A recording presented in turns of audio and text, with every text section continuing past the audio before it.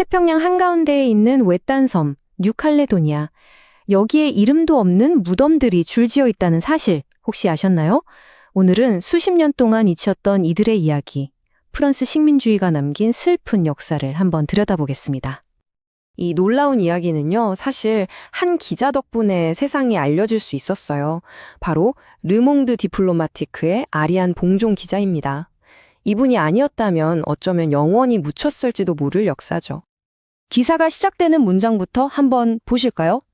하늘에서 내려다보면 흰 돌들이 일렬로 늘어선 모습이 시선을 사로잡는다.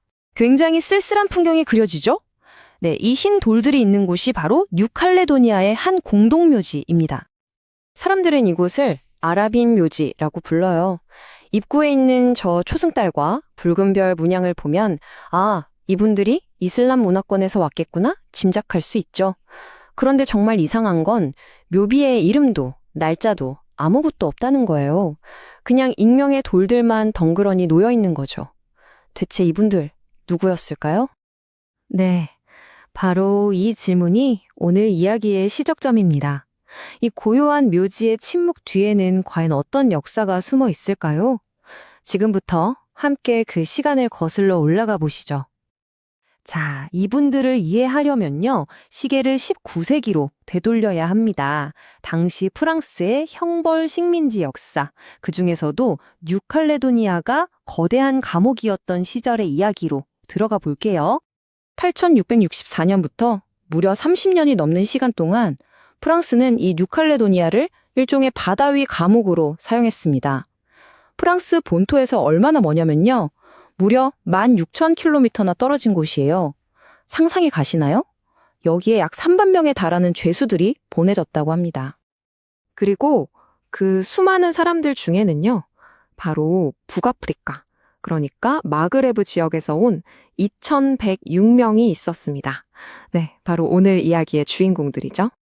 자, 그런데 여기서 정말 중요한 그리고 좀 씁쓸한 사실이 하나 드러납니다. 사실 이분들은요, 카빌족, 아라빈, 쇼이족 이렇게 다 다른 부족, 다른 배경을 가진 사람들이었어요. 하지만 프랑스 당국은 이들의 다양한 정체성을 그냥 싹 무시하고 공식 문서에 전부 다 아라빈이라고만 적어버린 거예요. 이건 뭐랄까, 그냥 하나의 단어로 그들의 문화와 역사를 통째로 지어버린 일종의 행정적인 폭력이었던 셈이죠.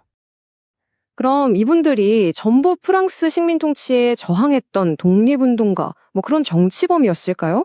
그런데 기록을 보면요, 놀랍게도 대부분이 일반 사범으로 분류되어 있어요. 물론 당시 식민지법이라는 게 얼마나 자의적이었을지, 그 죄라는 게 정말 뭘 의미했는지는 우리가 다시 생각해 볼 문제이긴 합니다. 당시 수용소의 환경이 얼마나 끔찍했는지는 한 언론인의 묘사에서 생생하게 드러납니다. 자크 듀른이라는 기자였는데요. 그는 수용소 막사가 관처럼 길게 늘어서 있었다고 기록했어요. 관처럼 길다. 이 한마디만으로도 그들이 처했던 그 비인간적이고 절망적인 상황이 머릿속에 그려지는 것 같죠? 자, 그렇다면 이 슬프고 잊힌 역사는 그냥 그렇게 과거에 묻혀버렸을까요? 다행히도 아닙니다. 바로 오늘날 그들의 후손들이 직접 목소리를 내면서 새로운 역사를 써내려가고 있습니다. 벌써 150년이 넘는 세월이 흘렀습니다. 여러분, 이 길고 고통스러운 역사는 과연 오늘날 어떻게 남아있을까요? 후손들에게는 어떤 의미일까요? 정말 다행히도 이 역사는 잊히지 않았습니다. 선조들이 겪었던 그 고통과 희생을 기억하고 그들의 이야기를 세상에 알리기 위해서 바로 그 후손들이 직접 나서기 시작한 거죠. 그래서 이 후손들이 요구하는 건 크게 두 가지입니다. 첫째는 프랑스 정부가 자신들의 조상들이 겪었던 그 고통을 공식적으로 인정해달라는 것이고요. 그리고 둘째는 프랑스와 알제리 양쪽 나라에 추모비를 세워서 이 역사를 모두가 영원히 기억하게 해달라는 겁니다.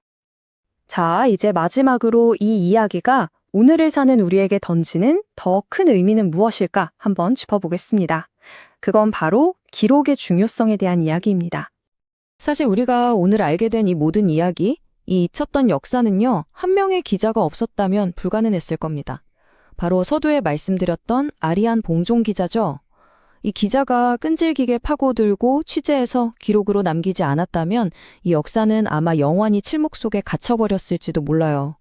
이게 바로 저널리즘이 가진 진짜 힘이 아닐까 싶습니다. 이 뉴칼레도니아의 이야기는 우리에게 마지막 질문을 던집니다. 어쩌면 지금 이 순간에도 역사의 뒤안길에서 이렇게 조용히 잊혀가고 있는 숨겨진 이야기들이 얼마나 더 많이 있을까요? 그리고 그 잊힌 기억들을 찾아내고 또 기록하는 건 어쩌면 바로 오늘을 사는 우리 모두의 몫일지도 모르겠습니다.